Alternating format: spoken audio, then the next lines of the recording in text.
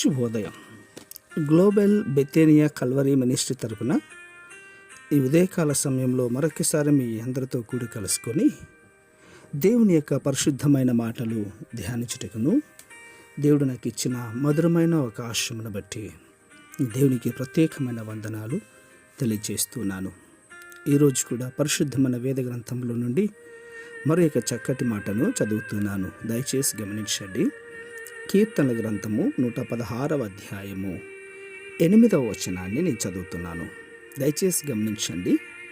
కీర్తనల గ్రంథము 116వ అధ్యాయము 8వ వచనము.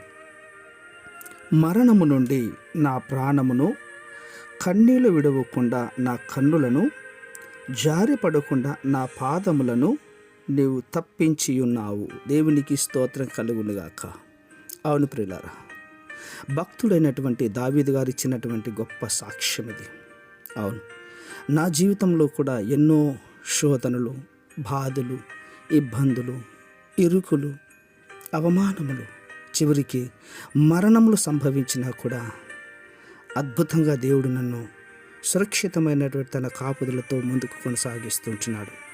అవును, నన్ను సజీవునిగా ఉంచి ఈ సాక్ష్యాన్ని మీ అందరితో పంచుకోవడానికి కృప చూపించినటువంటి దేవాది దేవునికి స్తుతి, ఘనత, మహిమ, ప్రభావములు కలుగును గాక.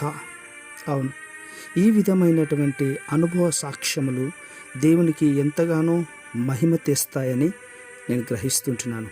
ఈ మాటలు వింటున్న మీరందరూ కూడా దేవుడు చేసినటువంటి అనేకమైనటువంటి మేలును బట్టి ఎప్పటికప్పుడు మన సాక్ష్యాన్ని చెప్తూ ఇతరులను విశ్వాసంలోనికి నడిపించేదిగా ఉండాలి. అప్పుడే విశ్వాసులను మనం బలవంతులు చేసేవారం అవుతాం.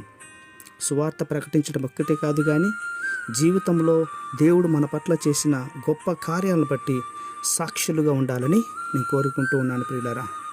అందుకే దేవుని దృష్టిలో తన విశ్వాసులు సాక్ష్యానికి చాలా ప్రాముఖ్యత ఉంటుంది. దేవుడు మన పట్ల చేసే ప్రతి ఆశ్చర్యకరమైన, అద్భుతకరమైన, ఆశీర్వాదకరమైన కార్యాలు మన సాక్ష్యాన్ని బట్టి సాక్షులుగా ఉండాలని కోరుకుంటూ ఉన్నాడు. ఈ సాక్ష్యాన్ని మనందరం కూడా పొందుకున్నట్లయితే కనుక దేవుడు మనందరి జీవితంలో గొప్ప కార్యము చేసి నడిపించేవాడై ఉన్నాడు.